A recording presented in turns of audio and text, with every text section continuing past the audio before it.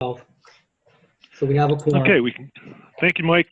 Commence the meeting. Steve Aiketta, it's a pleasure to serve as your very first teleconference video. Hope everyone is well to you and yours. April Fool's Day is officially canceled. That was in the New York Times. Anyway, thank you for taking time out of your busy schedule, and we all got the agenda in front of us. We have some important action items to deal with. So that's my introduction. The roll call should serve as our self-introduction, I think, Mike. You agree? Yes. Okay. Any visitor issues is number 2 on our agenda. Is anyone a visitor on the line wishing to address the board of the Capital District Transportation Committee, Planning Committee for our April 1st meeting, first video teleconference at this time? Item 2. Going once, going twice. Hearing no visitor issues, we move to adoption of our prior meeting minutes of February 6, 2020, distributed in advance by mail and electronically. And this is our first voting action item. Item 3, adoption of February 6 minutes as recorded and distributed. Are there any corrections to be noted for the adoption of these minutes at this time? Any comments?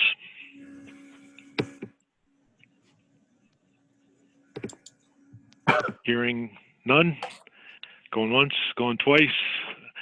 Vote for the adoption of our February 6th minutes. How do you want to do it, Mike? A roll call, or just say any abstaining or opposed? Are there any abstaining or opposed to the adoption of our distributed minutes of February 6th? I can speak now. Any voting members chiming in? Going once, going twice. You want to do just a verbal vote by affirmation? Everybody in favor, please say aye. Aye. Aye. Aye. Just raise your hand in your picture. Very nice. All right. Our minutes are hereby adopted. Thank you very much, everyone. Item 4 is our fiscal constraint discussion, which Michael will lead us on with the tip summary table distributed. We should have that handy. Michael, take it away. Okay, the table 4 is in your package. Nothing has changed from the last, or very little has changed from the last meeting. We are still very under-programmed in the current year, over-programmed in the second year, but overall, we're under-programmed by 3%. So really nothing new to report on the fiscal constraint at this time. Any questions about fiscal constraint? You're saying overall by 3%, Mike? Were you carrying what the average of the years going out, or the under programming that I mentioned for 3% is for the full 4 years of the STIP. okay? So, all right, thanks. Yep. Yeah, I have a question, Mike. With the governor's shutdown of contracting, non-essential, et cetera, under the parameters that are established, there's been some discussion about pushing road projects, municipal road projects, fixing the potholes, et cetera, that might not have been programmed for this year, yet because street traffic and conditions that make fixing roads better. Any discussion about or consideration about putting any such project, pushing any such projects ahead on the tip? We have not heard anything. Bob Rice, have you heard anything about that? No, I mean, the word that we're operating from our commissioner is that both the state and local program, transportation program, are both essential, and they're continuing to push forward. A number of contractors have asked for exemption from lane closure provisions where work may have to be done at night, that they could do things during the day on a case-by-case basis. They're sort of allowing that. But if the ability is there to progress the project, I would say it's business as usual in that regard. And if we want to advance something, we certainly should as a body. Just a reminder, if you have some background noise, please mute your microphone so the entire meeting doesn't hear it. Thank you. Andrew, does that answer your question? Yeah. Okay, Steve, do you want to go to the next item? Should we vote on, is that a voting item on fiscal constraint? No. No, it's not. So item 5 is the 2019 through 24 TIP amendments for the TMC Operating Center. Items A, B, and C are related. Greg, did you want to do a quick overview on the item 5 amendment, TIP amendment for the 5-year period relating to the TMC operating cost adjustments? Yeah, I'll speak to that. Everyone can hear me all right? Yep. All right. So the TMC, we funded it in the mix of buckets that the TMC gets funded with, the operating, engineering, and the help truck.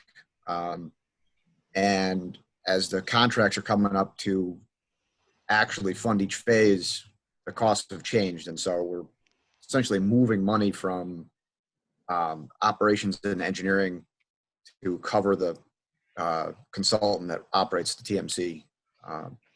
And that contract is coming up for renewal in August. So this reflects the funding to get that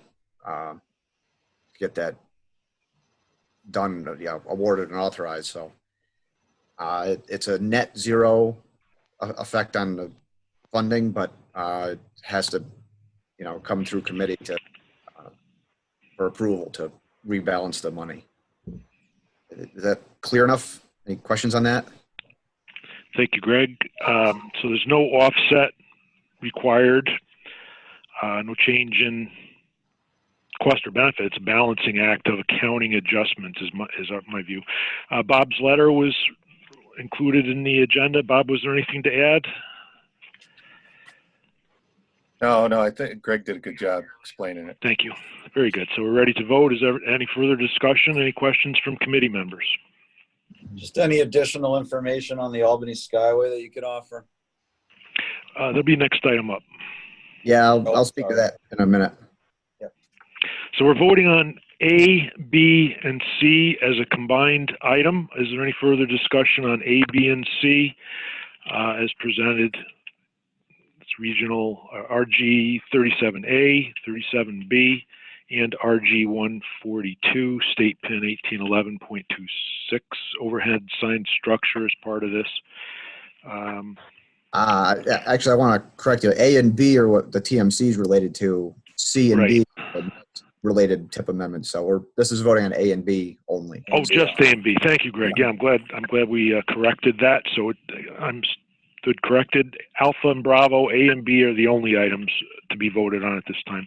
TMC, I apologize. I thought the sign was part of the balancing. No worry. It's good. Thank you. A and B. Is there any further discussion, any clarity required for the A and B cost adjustment? No offset. Really, it's just a balancing. Ready to vote? I think I'll do it in reverse again. Any abstaining or opposed? Going once, going twice. Now a vote for the affirmative adoption of agenda item 5A and B. Everyone in favor, please say aye. Raise your hand if you're on camera. Thank you. Aye. Aye. Consensus is continued. Excellent protocol, even with the constraints of our first pandemic. All right, excellent. Item C, Charlie, is the RG 142, state pin 1811.26. This is the overhead sign structure replacement. Hey, Steve. Yes? I apologize. I don't, this is Maria Chow.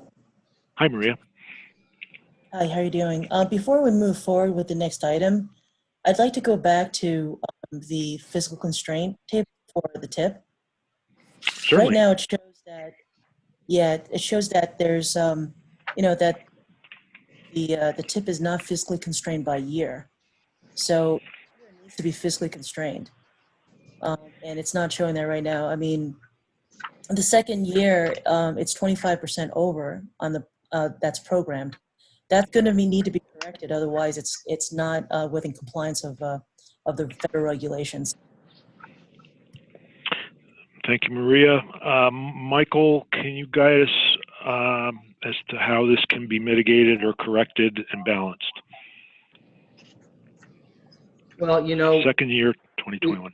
we work with DOT on fiscal constraint. One of the reasons why we're under-programmed in the first year and over-programmed in the second is to actually improve our performance measures, our federal performance tip measures. So we did make several changes, taking projects that we didn't think were going to be obligated in the first year and putting them into the second, so that we would score better on our performance measure. It seems, and DOT, please chime in. It seems in some regards that the two requirements are contradictory. That, in other words, to improve our tip performance, we almost have to over-program and under-program. Bob, what do you think of that? Yeah, Yeah, Greg, go ahead. yeah, I can speak to it. We suggested a new table, but I think that the conversation got lost in the chaos of everyone going remote these days. There was a proposed revision to the table to show the cumulative ending balance at the end of each fiscal year, which would show that the surplus from this year lands next year with, actually looking it up right now, what I sent, shows like a balance that's within a couple percent of program capacity, well within the 5%. So it's not over. It actually next year would still be under program, because this year we're showing 19 million surplus. Next year is a $17 million deficit, but 19 million rolls into next year. There's still going to be a $2 million surplus at the end of the second year. So that in that sense, it is fiscally constrained rolling forward. Greg, can I interject here for a minute? Yeah. We have, just as Maria brought up, and we have had charts in the past where we've looked at exact sort of replication of what's on here for year to year, when we had a, not 22%, but a large under and then over the next year. And we've gone through explanations in meetings where either Mike or Bob has stated it, just that column shows just for that year. It doesn't show the cumulative, but we've talked about it as being that one would more or less sort of wash out the other, or be in favor of that being in compliance then. So that's why I had asked the question before about that sort of averaging out. I think someone said there's no under programming of 3% throughout. For the 5-year period, yes. Yeah, the fact that, the STIP period is constrained, and if we were 25% over this year and 22% under next year, that's a situation where we're not constrained because we're overspending early. Mm-hmm. We're underspending and rolling it forward, so we're well in bounds, and we're just trying to keep the table clean so it's not more columns and more confusing. But if you look at the ending balance year by year, we're definitely within 5% at the end of next year, and still under programmed. Is that factory? So how could you show that in the table to reflect that? Because right now, what I'm seeing is that it's under programmed in the first year and way over programmed in the second year. And have another row. that doesn't really speak to me that it's fiscally constrained. As long as you demonstrate fiscal constraint, we would be able to accept it. But there's got to be explanations behind that is open and open to the public and readable. Can I make a suggestion on that, Greg? Another row underneath that area where it shows that row that shows 22% under, 25% over, and 3%. You carry a row underneath that and say the cumulative at that point, because what you're doing is showing year to year. And I think if you show the cumulative and that in the next row, that would answer Maria's question, I think. Well, I mean, that's a good point. You still need to demonstrate a fiscal constraint by year. So whether it's cumulative or not, we need to see by year that is fiscally constrained. And you're saying an under of 22% is not physically constrained. Fiscally. No, that's not what I'm saying. I'm saying the over in the second year is not fiscally constrained because Right. it's a full But- year that needs to be fiscally constrained. Right, but again, you're trying to package things into a calendar basis, whereas a cumulative approach showing a rolling average would better reflect project costs over time. Yeah, I can understand where you're going. You know what you're saying here. In the regulations, it does say by year, so you can demonstrate that in multiple ways. You know, with the table that shows that you guys are over programmed by 25%, that doesn't say to me that you guys are fiscally constrained. So as long as you demonstrate fiscal constraint, say for instance, that these projects that that are over programmed the second year are actually considered projects in the pipeline rather than in the tip itself, that would say something else to me. Then it would look like then to me that would say that you're fiscally constrained. So the table should parse those particular projects out and identify them as in the pipeline as opposed to firm, for lack of a better word. And that way you can reduce the overall programmed amount to reflect the fiscal constraint that's needed.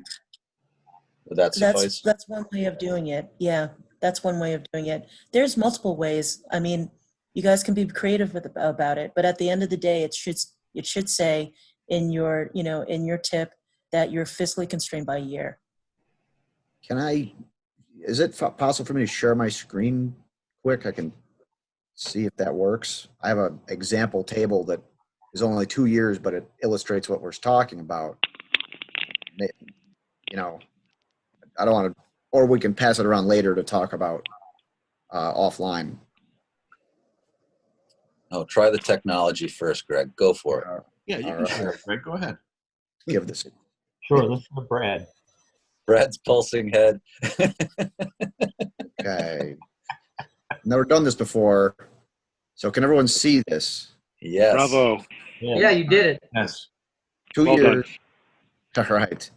It's only 2 years, but this could carry out for 4. And this is old data, so it's not the same data we're looking at today. But it shows the end balance in the first year of 23% under programmed. Mhm. And then the second year, it shows the end balance as 5% under programmed. This demonstrates the rolling balance, possibly more clearly demonstrate that we're still in bounds. Is this a format that everyone would understand maybe going forward to demonstrate this? Maria? I mean, the forecast that you guys have for how much you're allocated, if you wanted, if you all agree and know that the funding will be available for you for the following year, you can adjust that amount. So that's okay too.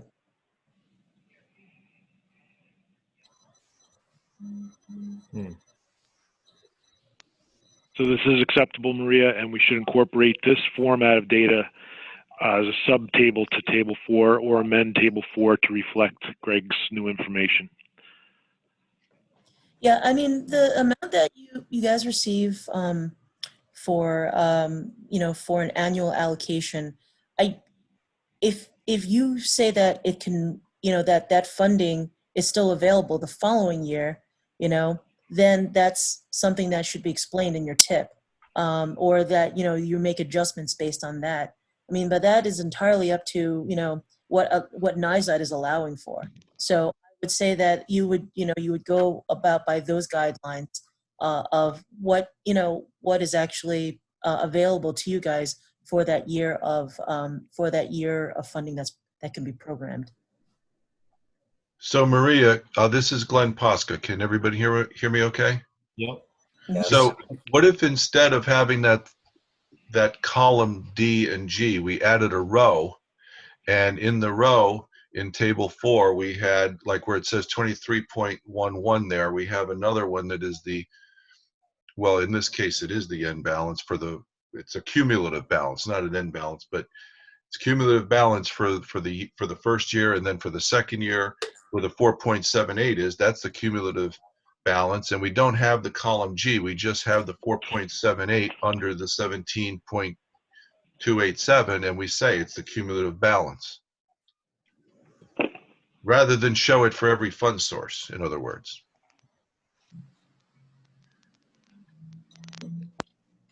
So Glenn, are you talking like I was saying before?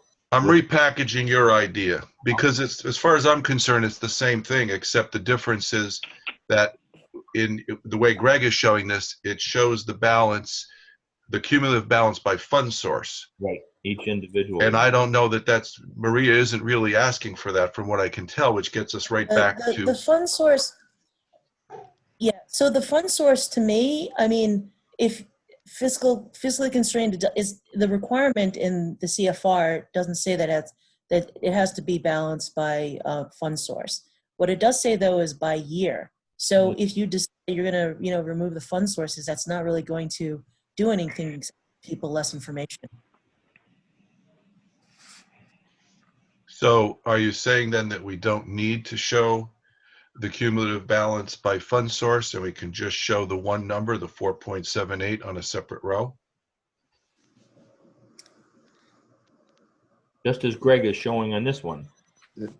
Yeah, it sounds like you'd get rid of my end balance and just put the 4.78 underneath and just say that's cumulative. Correct. And then you're demonstrating the conversation we're having. Because then what you're doing is are you saying you're moving the amount that is like kind of like an additional amount of funding, from the previous year into the new budget year, and that's why there's an additional that's why it's not over programmed, it's still under programmed. Yes, that's the reason. Mm-hmm. Correct. What if we put a note at the bottom? I can't see the table 4 at the moment. What if we put a note at the end of at the bottom of table 4, unless there already is one, that says that balances at the end of a fiscal year roll into the next fiscal year? Which we have stated, Yeah, we've stated that at meetings before, and that's been an explanation as far as how we can balance one year from the previous year. I mean, it's been stated, we just haven't shown it this way.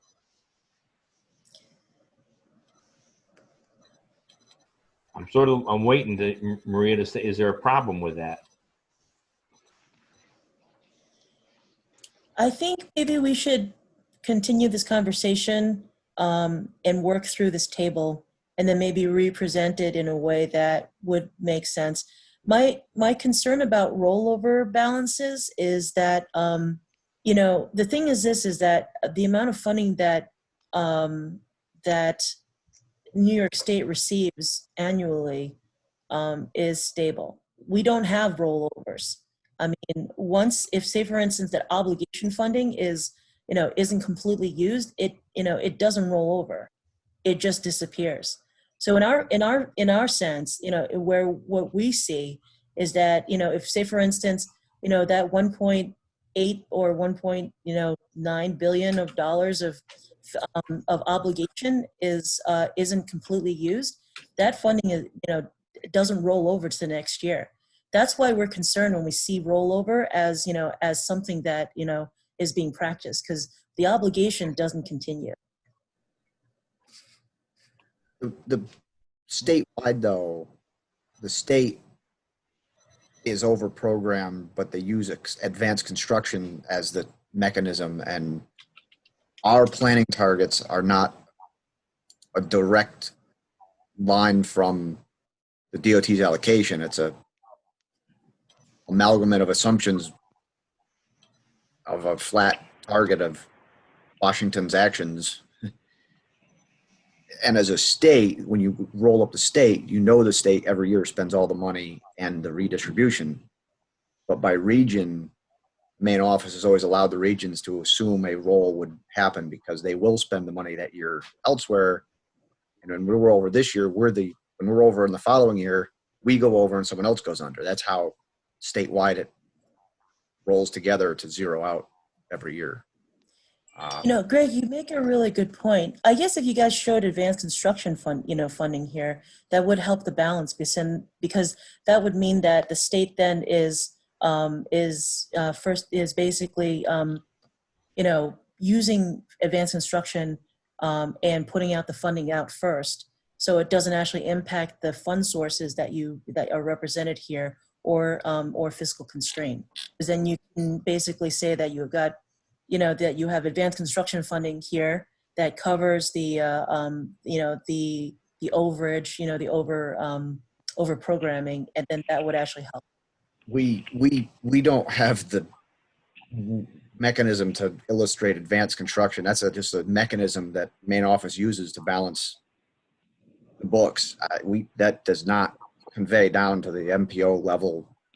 I mean, those numbers are changing daily with bills, and that is an impossible target. So we should take this offline to clean this up for future discussions. But yeah, okay. I mean, if you would like to maybe have a discussion about how that could be, how it could be shown so that it demonstrates fiscal constraint, that would be helpful. Is there an example from another MPO that could be used?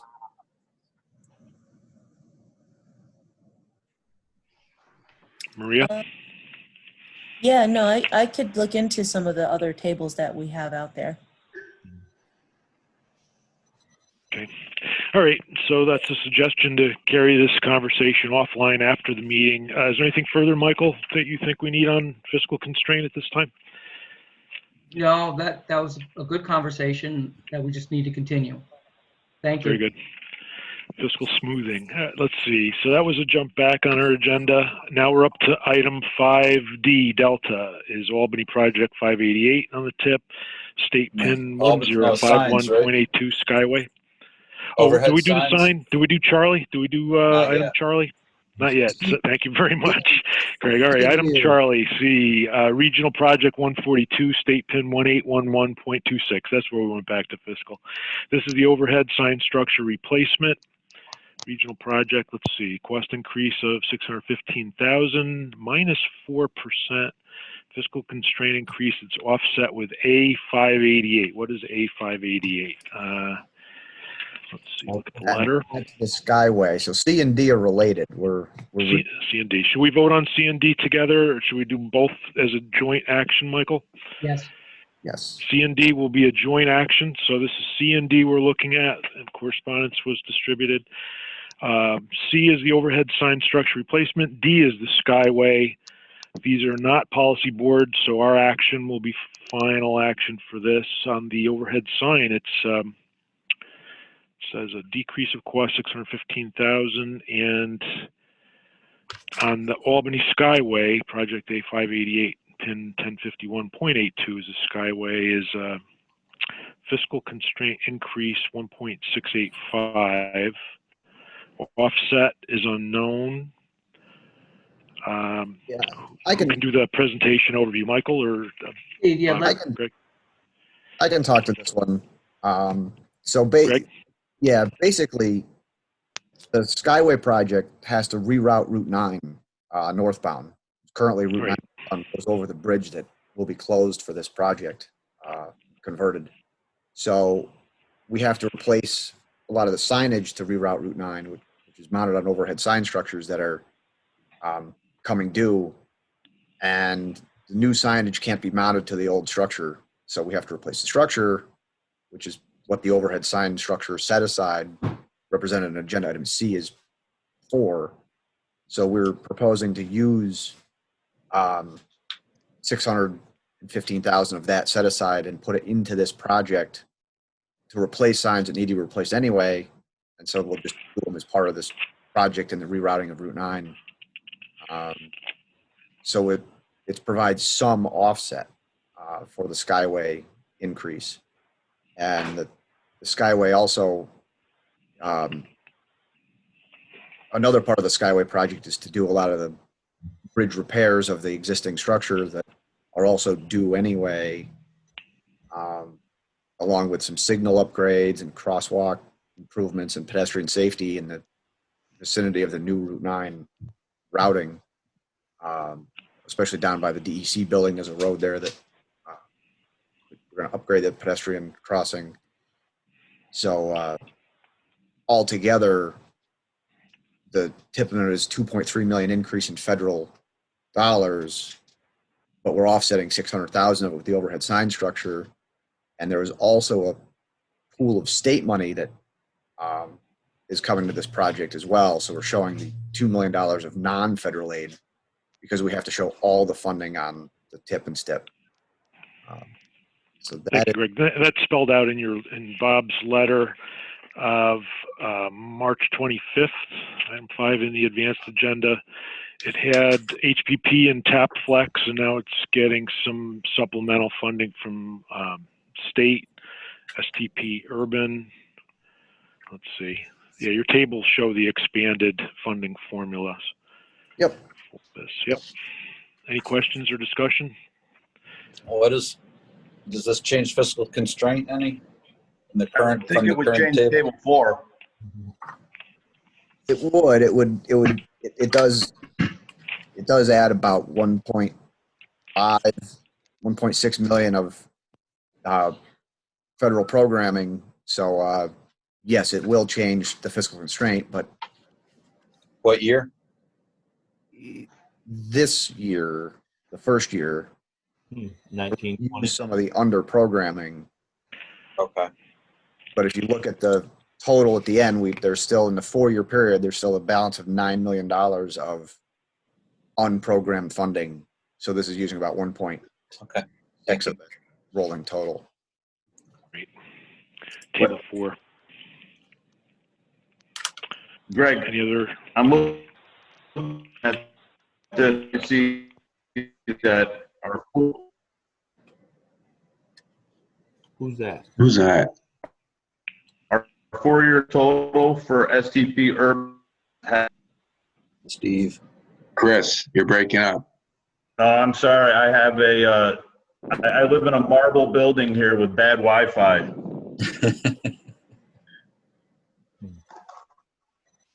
Can you guys hear me or no? Now, You're fine. good now. Yeah.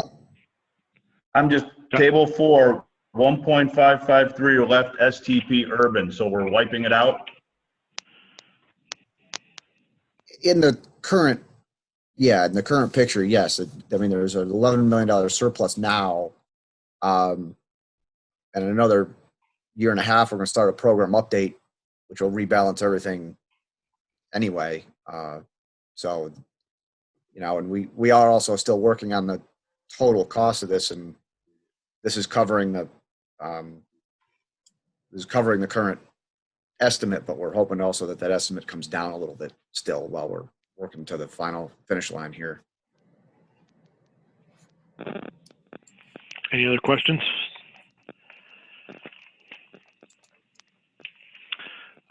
Getting back to Robert's I rules. guess We the have a only motion. issue We I have a have, motion in a second. Yeah. Steve, Say it again. I said the only issue is that leaves us with only NHPP and HSIP, the two most restrictive fund sources for everybody else.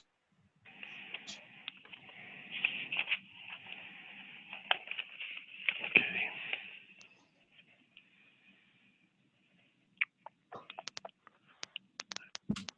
Any response to the comment?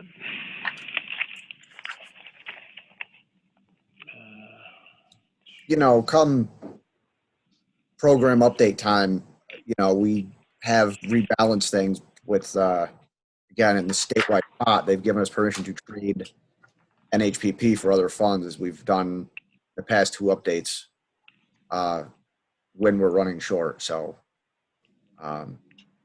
that could be addressed in the future if needed. All right. Any other discussion? Item C and D.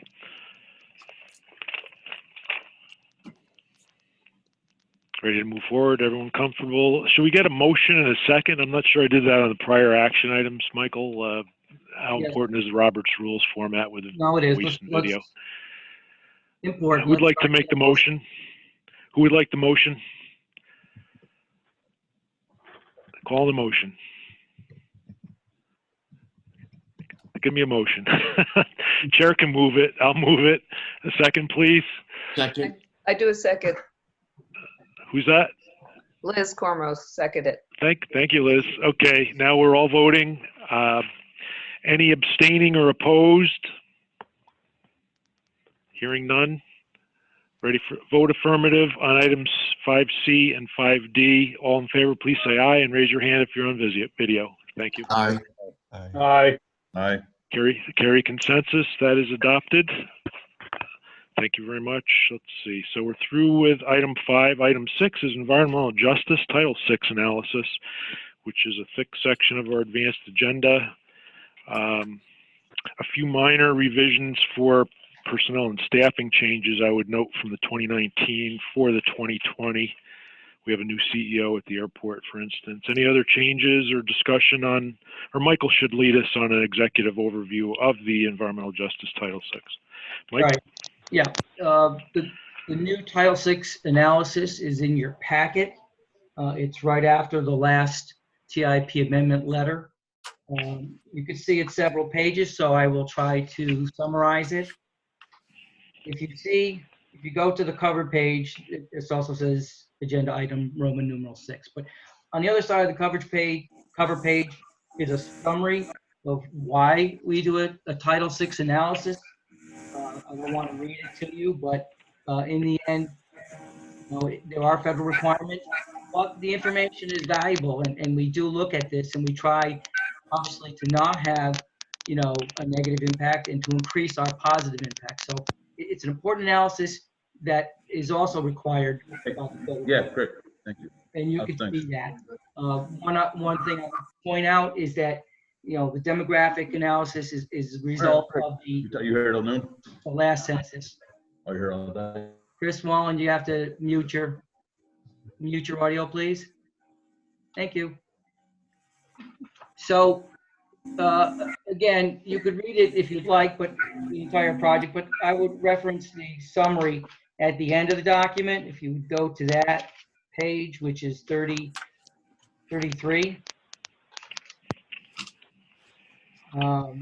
Overall, we analyze all of our programs. So we're also, we're looking at the TIP, long range plan, our LEP, our limited English proficiency plan, our UPWP. So we're conducting this analysis on all of our programs, not just TIP. So in conclusion, we do have, if you look at the top of page 33, we have a very high percentage of positive impact projects. We do have 4 projects that could have a negative impact, and again, could have a negative impact. To be negative, it has the potential to have a negative impact, and the impact on what do you call it, non-EJ populations, that impact is greater than the impact on EJ populations. So it's kind of complicated, but negative impacts, just projects that have negative impacts, are really just, they're pointed out as the potential for negative impacts. 2 of those projects were on the last analysis, and the 2 new projects were added. The 2 new projects that were added, if you go to page 25, the 2 new projects that were added to the negative project list was the Troy-Manans Bridge study and the Rosendale Road intersection improvements having possible negative impacts. So that's kind of the quick summary. Certainly would like, would answer any questions you have regarding the analysis. I have a question. When do you think the data is going to reflect what's just happened to our economy? Because I have a feeling there's going to be a whole lot more areas that fall in this, low income and high unemployment and all of that. And I just wondered, when do you think you're going to have demographics that reflect that? Well, the American Community Survey, although they're always referred to as ACS, is part of the census. So, Mark, correct me if I'm wrong, the ACS comes out every 2 years, Mark Consiglio? Todd, either one? Or Every Stan? year. It comes out every year and we get the data in December. Okay, so it's every year. So Liz, the answer would be, if that information showed up in the next ACS data, then we would look at that data and adjust the analysis accordingly. Okay.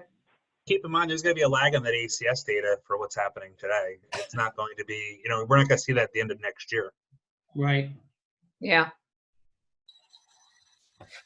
Hey, Mike. Yeah. This is Andrew. On the Troy Manans Bridge study, isn't it premature to assess a potential EJ on an academic kind of study? I mean, wouldn't the alternatives, once they're developed, prove the potential for it? But the study itself, I mean, it just seems premature. But does it follow a guideline to make it so? I mean, that's part of the scope of the study is actually going to be to evaluate EJ impacts as part of the planning study. Now we're going to look at traffic, where it would land, and other environmental factors, but environmental justice is certainly one of the factors getting vetted in the study when vetting alternatives. So I would presume a preferred alternative would be a neutral or positive, a neutral or better, but I guess, yeah, I mean, the potential's there that it has a negative impact at the end, but environmental justice is one of the factors that's going to weigh alternative selections. Right. That's a good point. I think we can talk to Carrie more about that. Carrie, are you online? Yeah, I mean, I think my understanding of that is that it will be a new bridge, and so it's new construction, and it's in an environmental justice area, and so their potential is there to have negative impacts. Again, for any of these projects, we don't really know what the exact design is or the exact details of it. So we're just basing the analysis on brush description of the project. I guess I'm not ready to jump that there's going to be negative outcomes from the bridge replacement, but as Greg said, I mean, it's certainly something we want the consultant to look at.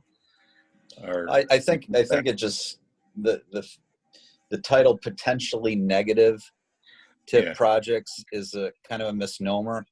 It should say something like potential EJ impacts. Why identify it as negative? Just make it, if it's in an EJ area, then obviously there are issues that one will have to contend when assessing the project itself. But to identify it early on as potentially negative, it's a catch that seemingly may not have to be made.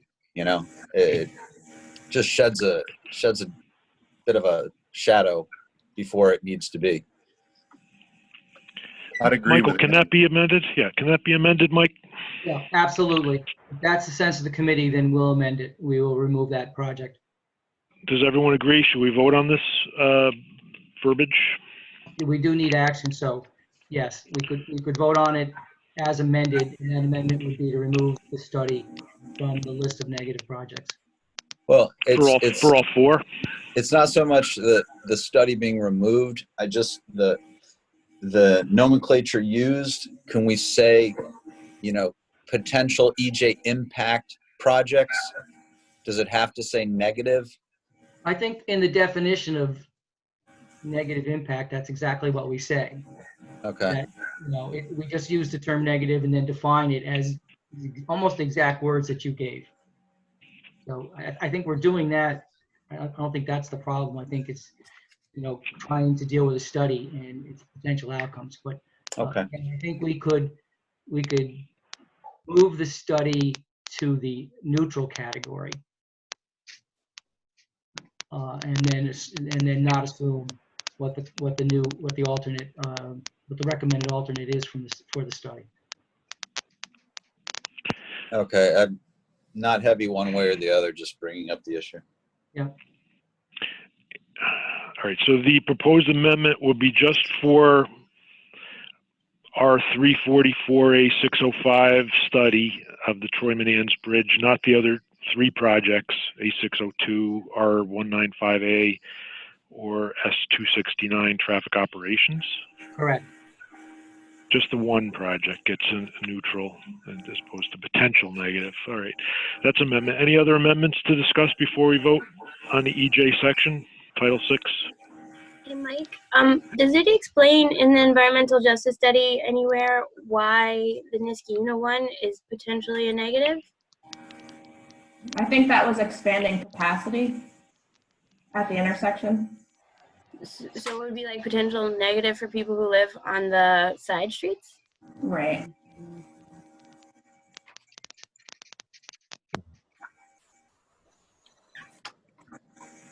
Anything else for amendments on the EJ, Title 6?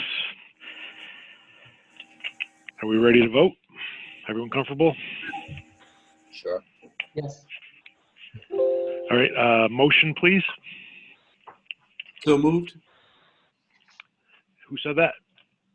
Bradley Birch. Thank you. Thank you, Brad. And a second by? I'll second it. Is that Andrew? Chris? Or Chris Wallen? Okay, Chris Wallen seconded. All right, all in favor, please say aye. Aye. Aye. Raise your hand. Any abstaining or opposed? Hearing none, our Title 6 is adopted. Michael, should I go back to the A and B of item 5 to get for the minutes motion and a second? I think I neglected the Roberts rules on A and B. No, we don't need to go back. Let's keep the meeting, I moved. Moving forward, item 7 is next. We're into discussion items now. Item 7 is Complete Streets Workshops. Right. Michael? That information is in your packet, and Chris Bauer from our staff is on the meeting in the summary. Chris? Hi, good morning, everybody. I hope everybody can hear me okay. Just going to give you a brief overview of the 2020 Complete Streets Workshop Program. And everything I'm going to say is going to be posted on our website and in the letter you receive about this with more detail, just so you know. So the program itself, the primary goal really simply is to help our local governments develop and implement complete streets projects and complete streets policies, and to identify and overcome the barriers, to doing complete streets projects and complete streets policies. How the program kind of fits into the greater, the bigger picture is it supports the New York State Complete Streets Act of 2011. It implements the recommendations from New Visions 2040 and draft New Visions 2050, and it's part of the Complete Streets Advisory Committee work plan. We've done 2 previous rounds of this, one in 2016 and one in 2018. So it's every other year program. This is the next year of 2020. There are 4 workshop types that we offer. The first is Complete Streets Basics. This is kind of like a 101 for communities that don't have a Complete Streets policy and are considering it, kind of just dipping their toe in. The second is Complete Streets Policy for communities who have decided they want to develop a policy and want to delve deeper into what it should have in it. The third is Complete Streets Implementation, which is for communities that have a policy or an ordinance but are struggling in one way or another with implementation, and so it's a little more design-oriented, detail-oriented. And then the fourth is larger scale workshops. We say, county or region-wide workshops, which would be multiple jurisdictions, similar to what we held in 2016 in Albany County. The consultant, who will be the instructor, will be planning for places with Sam Schwartz Engineering, who did the 2 previous rounds. He did an excellent job at those. The solicitation, like I said, you'll receive a letter and a flyer in the mail. We're going to send it to the same mailing list that we send our linkage mail out to. The form that you'll complete is online application form. I'm going to say, very tentative timeline for this is to release the solicitation today with the due date of June 19th. Hoping to select the sponsors in the June-July time period and hold the workshops in August to December. That's kind of based on where we are today with COVID-19. We will follow all CDTC, state local guidelines with respect to meetings and gatherings, so that schedule is subject to change. Our consultant and CDTC is prepared to use online and virtual tools like this for the coordination meetings and the pre-meetings. Not quite sure. I don't think that would work for the actual workshops, but we'll adjust the schedule as we need to. Let's see here. Anything else? The workshops, there's no local cost share. These are free. The only thing you have to do is provide a meeting space. You have to ensure that your key stakeholders are going to attend and help us document that for in-kind match requirements. I will say, if you applied in 2018 and you didn't receive it, I encourage you to apply again. We had way more applications than we expected then in 2018. What else here? We'll use a regional representative selection committee of folks from DOT, CDRPC, our staff, and CDTA will review the applications. And I think that's it for the high points. So does anybody have any questions or anything I can answer at this time? Thank you, Chris. Any questions for Chris on Complete Streets workshops coming up? Yep. Chris, you did cut out in some of that transmission. You said mailing's going out today. The deadline, I didn't catch the deadline. The mailing will go out soon, not today, sometime after today, hopefully by the end of the week. And right now, the tentative deadline is June 19th. And we may push that out, if it seems a little foreign right now to be applying for a workshop that is all about gathering people in one space. So, if people are hesitant to apply or we're not getting a lot of applications, we may push that out. And you were looking, did you say August through December for the workshop meetings? Yeah, August, September through December. Later in the year, definitely. I have a question. Who is usually attending these workshops? Well, generally we say, anybody who has a stake in the Complete Streets process. In the package we send out, there'll be a list of suggested attendees, but it's everything from, your board members, your public works people, local advocates, school districts, public health folks, anybody who kind of has a stake in that decision-making process.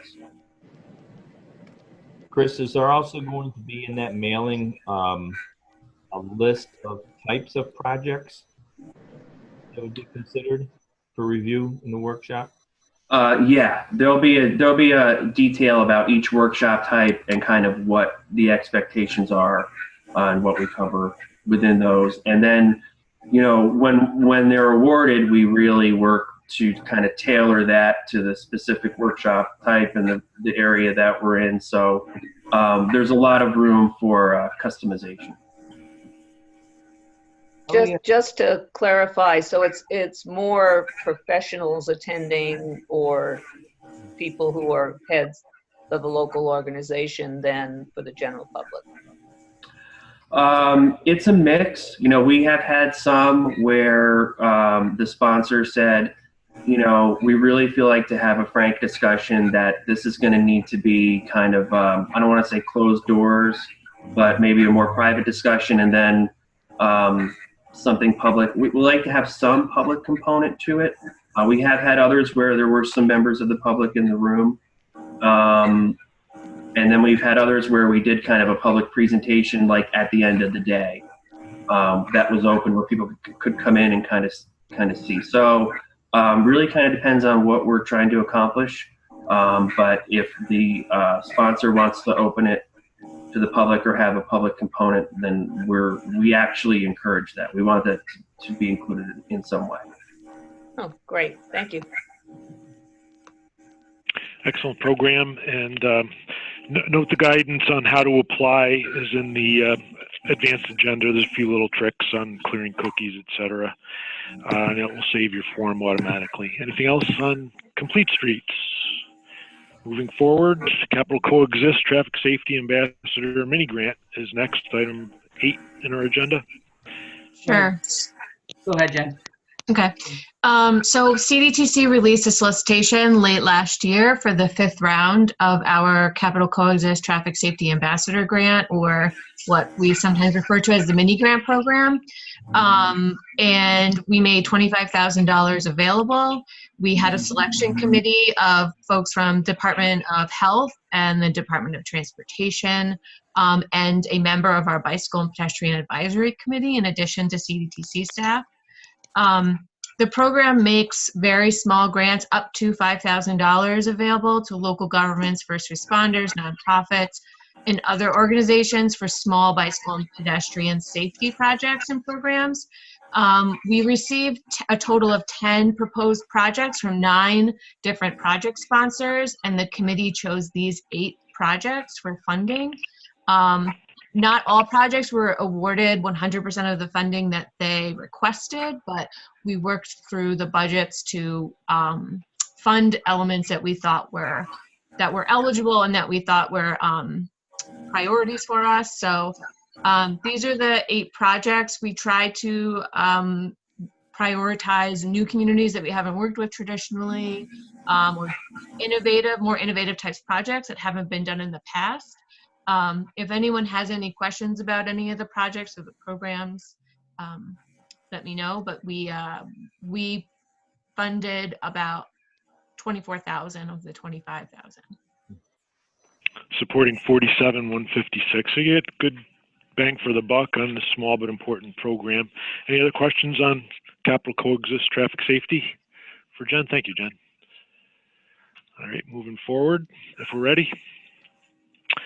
Item 9, Bike to Work Day, June 5th, and Bike to School Day, to be determined. Mike, did you want to make any remarks on the Bike to Work and Bike to School? Please. Yes, please. So we normally would be in the process of preparing for our Bike to Work program or day. It actually would be, I think, this month, the end of this month or the middle of this month normally, but of course, with the coronavirus issues and pandemic, we look to delay both Bike to Work and the Bike to School programs. So in your package, there's a handout. We're looking to change the Bike to Work program right now and refer to it as Pledge to Ride campaign. That would actually start in the 1st of May. Now, that wouldn't require riding, biking to work. It would just be requesting a pledge to ride somewhere that you haven't done before, or to ride anywhere. So more information will be going out. We'll be sending emails and using social media to initiate the campaign for Pledge to Work. And then we will look at later having a Bike to Work program in either September or October of this year, and a Bike to School program probably the week of October 7th. So stay tuned on when those programs will be. But in the meantime, if you'd like to, and we'll send out you some information about the Pledge to Work, we really would encourage people to pledge to work on their bicycle, or pledge to ride on their bicycle. Any questions? Thanks, Mike. Moving to item 10 is the CDTC project delivery update from the advanced agenda. It's a table at the back of your packet. Yep, Jacob's going to talk about that program. Yeah, so since our last update in February, we've had a few projects that have hit some key milestones based on our consultant updates that we received. So I'll just go through a few of those and highlight them. Village of Green Island, Hudson Avenue Preservation Project submitted PS&E in February. Saratoga County Middle Line Road over Gordon Creek Culvert Project also submitted PS&E in February. And the town of Clifton Road, Sitterly Road at Wooden Road Crossing Intersection Improvement Project was let for construction in February. So good to see those projects moving forward. And as usual, I'll be reaching out to a few project sponsors this month for updates in May. Those sponsors will be Town of North Greenbush, City of Troy, and Town of Clifton Park. So we'll be asking for updates on all your active TIP projects for next month. So expect to see those emails coming out later today or later sometime this week, most likely. Any questions for Jacob? Thank you, Jacob. Good overview. This is a very useful tool to track our MPO projects. Ready to move forward. DOT project delivery is up next, item 11. Bob? We don't have anything new to report, Steve. Like I said, lettings are still happening. We're getting bids. Nothing major that's off schedule. Thank you. And we can move into item 12 then, around the table, status of planning. CDTC, Michael? Okay, so we're working with FHWA and FTA to reschedule our in-person certification, which was scheduled for last month, actually. So we're doing that. We're working with them on rescheduling, maybe even doing it remotely. We haven't got there yet, but that's where we are with that project. Outside of that, we are really working on several of our solicitations right now. And I want to point this out because I want to make sure that members know that there's opportunities for funding or assistance or both. So we have about 7 different solicitations that we approved in the UPWP, and I'll just go over them really quickly and maybe talk in detail later. But we just talked about the mini grant program, and that's going well, and Jen just summarized that. And we talked about Complete Streets. We also have the Technology Assistance Program that we jointly implement with CDRPC and our staff. That's going out. So if you're looking for some technical assistance, go to our website, go to the links that are in the package. We'd love to see a lot of applications there too. With the tech assistance, we're also doing something new. We're doing a little bit of work on safety analysis, crash analysis, and a little work on traffic signals. So the tech assistance program has been expanded. Take a look at that on our website if you're interested. We're also doing a local bridge study, and Andrew's going to talk more about that. But before he does that, we're also in a process of soliciting for ADA transition assistance. So if you're looking to develop a transition plan and you need some assistance on that, we're also soliciting some staff work and consultant work on that. Will be in the future. We're also looking at a traffic signal retiming program and some offering assistance to our members on that. And finally, we're looking at a trail feasibility study, soliciting ideas for a trail feasibility study. The trail feasibility study, we looked at our trails plan, which was just completed last year, the revised up-to-date trail plan, and there are some priority projects that we really feel strongly, would be great to implement. So we thought by adding this opportunity to do a feasibility study on those priority trail projects, we may be able to encourage them to be built and be implemented. So there are 7 different solicitations I just went through. Andrew Tracy is going to talk a little bit about the local bridge study. We've done those before. We've done one of those before, and we're really excited to do that again. So, Andrew, would you please talk a little bit about the local bridge study? Yes. Good morning, everybody. Can you hear me? Yes. Okay. I'm preparing an RFQ for an update to the local bridge preservation study. The last report was completed in 2015. It kicked off in 2014, finished up in 2015, and the new project is intended to be a complete refresh of the report that was completed in 2015.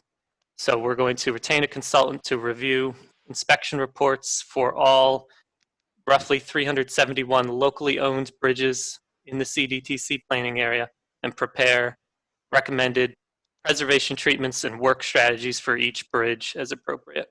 So I intend to reach out to all of the stakeholders that were involved in the prior 2015 study in the coming weeks in April with a rough draft of the RFP.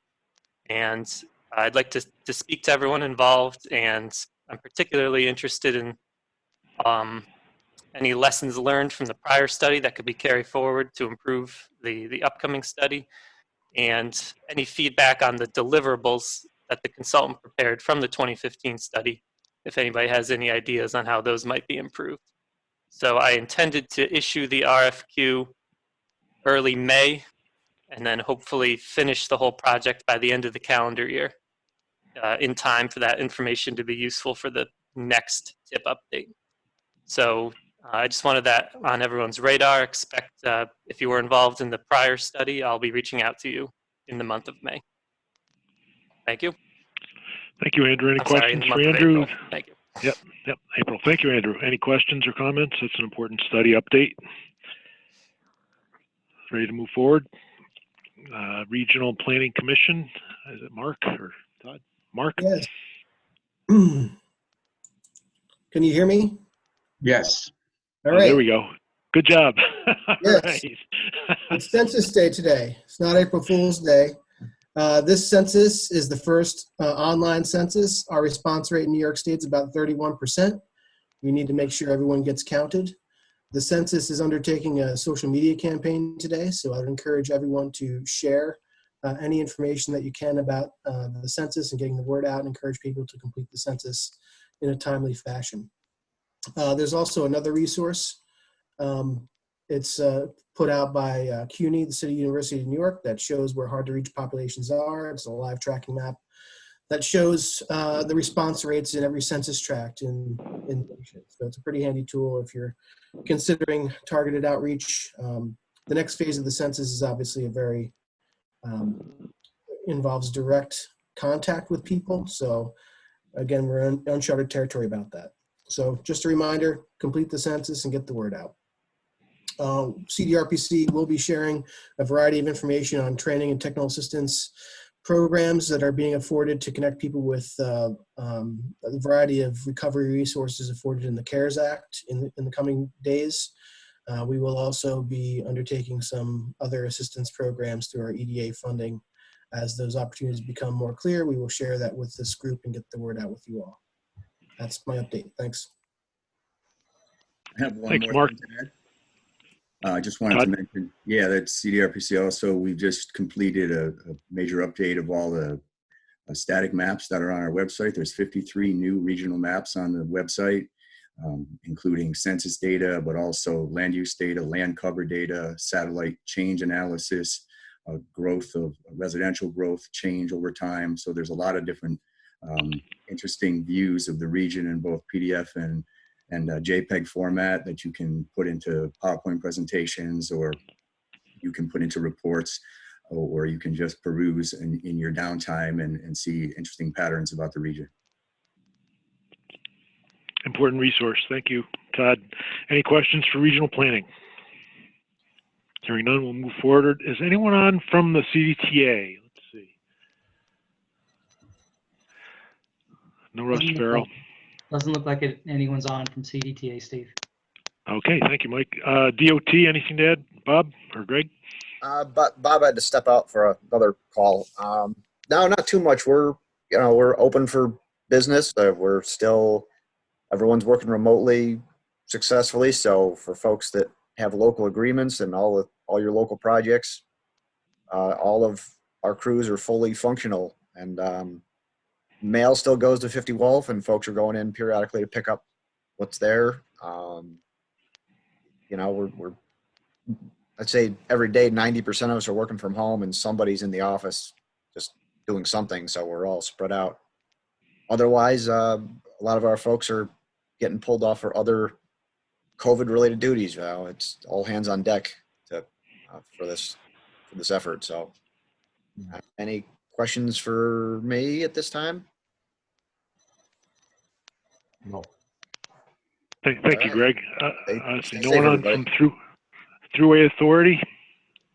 Michael, I don't see anyone from Thruway Authority. Is there anyone on? No, I think you're correct. Okay, airports next. Boy, what a month. Steve Iport reporting. We're missing 95% of our passengers as of mid-March. There's still 5% flying. Limited schedules, about only 40% operations, so we're down 60% operations. American did an early strategic move shifting from passenger to cargo. A lot of American is focused on freight. Freight is, in the planner's view, equal to passengers, but obviously we're way down on passengers. The authority is following governor's guidelines, and we've got a skeleton crew in the office functioning, keeping the intermodal facilities all open. We have substantially completed major $100 million in major terminal, garage, and airport access improvements. That's all substantially complete before this national emergency was declared. That's a quick wrap up. So it's difficult times. Staff are holding out, and similar to DOT, there's a lot of we're fully functional, but a lot of remote working with FAA daily. Most of FAA is also working at home. Any questions on the aviation or passenger freight front for me? Let's see, Port District. I don't think we have anyone from Port District on. Tony Vassal, anyone else? Linkage, Michael, anything to add on CTC linkage or planning activities or local? Anyone want to chime in? Just announce yourself. Yep, we have a new summary table with the new linkage studies for the 3 village studies that were approved last month. We're working with the new villages to develop an MOU and an appetite for a consultant. So looking forward to the new linkage study program plans. That's it. Any local reports of note? I hope everyone is well. Just want to indicate that Kaiser Road Trail, trails are transportation and still considered essential. So the construction is ongoing. We're very appreciative of that, and you're taking that day to day. Great. Thank you, Brad. Anyone else? Steve, can I go back to Mike's part of this item and some questions for him? Which item, Mike? Going back to what Mike had reported on at the very beginning under this on letter A, okay? Oh, yeah, item 12A. Michael.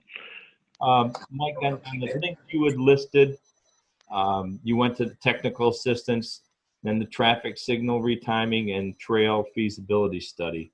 Are these on the website, or do you have, where would I find more information on these? Or did you already send some stuff out?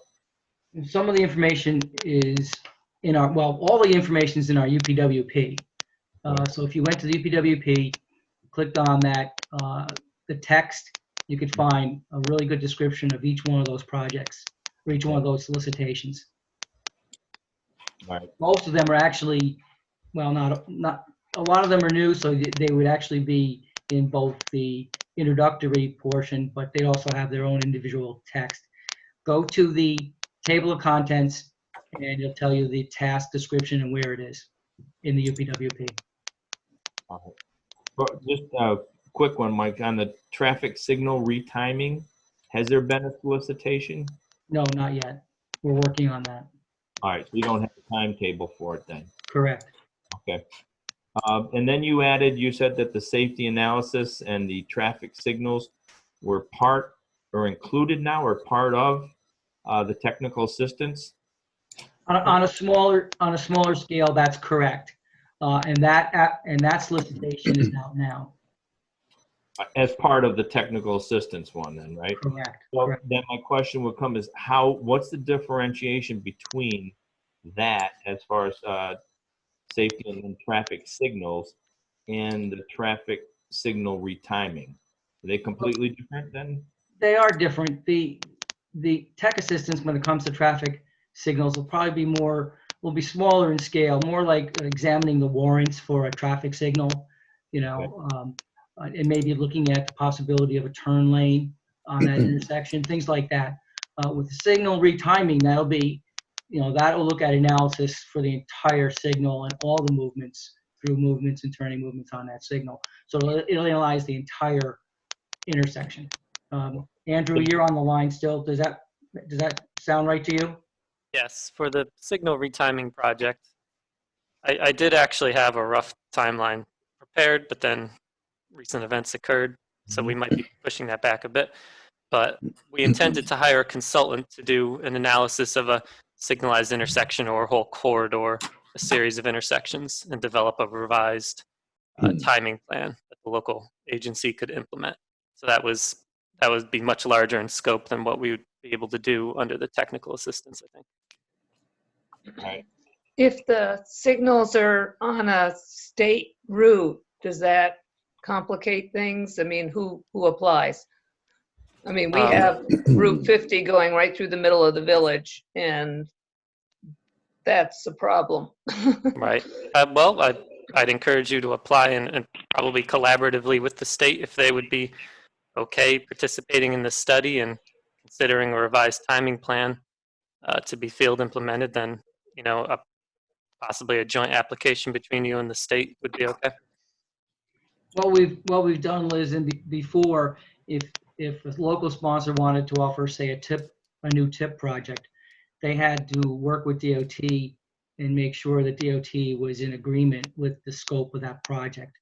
So we would, for the traffic timing, retiming project, we would definitely want some documentation showing that DOT is willing to cooperate or approves the project before it would be considered. Yeah, I think they may have already been looking at it because they are working on some of the signals. So I'm not sure. They don't often tell us in the village what they're up to. Yours is still tied in Route 50 to the Rossi project. Some work on the timing and the signalization there. And Right. That's at the other end, though. That's actually outside the village. I'm talking about the two signals that are in the center of the village. I'm talking about 67 and 50. Yeah, Okay. that's a different. That's up out of the village in the town of Ballston. 67. So. Okay. We do have our own. It's new. It's just getting implemented. A multi-regional signal timing contract that's going to rove around and look at hotspots. So do coordinate with us. We may look at that section ourselves with our own other mechanism as well. So yeah. But yeah, do stay tuned. Any other local planning activities for discussion at this time? Yeah, Steve, Andrew Kreshik. Months ago, you might have read that locusts were afflicting Africa and other areas, and now we have a global pestilence. But unless the frogs start falling from the sky and rain turns red, the South Troy Industrial Park Road bid will open on April 8th. Miracles will never cease. Thank you, Andrew. May we all hold our breaths good luck on that to one. competitive bidding. All right. A big shout of hooray there. That's a long-running story and project. Congratulations. Any other local notes? It's 11 o'clock. Our next meeting, I believe, is it Policy Board May 6th? I had a May 5th Planning Board, Mike. That is a mistake on the agenda. That's not a Policy Board meeting. That's a Planning Committee meeting. Are we on Wednesday the 5th or Thursday the 6th of May? Let's see. May. Oh, May 6th is a Wednesday. So we will meet again Wednesday, May 6th. I promise to have a video hookup, and maybe I can join Sean on the Star Trek Enterprise. Any closing remarks? Thank you so much, everyone, and stay safe. Keep your social distancing, and tune in daily to our governor's great state leadership, et cetera, and local officials around. This is really unfolding in dynamic time daily. So local and state and national all needs to be tracked closely. So I wish you and yours all best health. Any closing remarks, Michael? Thank you. No, I just want to say thank you to everybody who participated. We did have a really good turnout, and stay safe. Thank you. Thank you, everyone. Best wishes. Stay safe. Next month. Thank you, everyone. Thank you. Take care. Bye-bye. Bye-bye. Bye. Bye.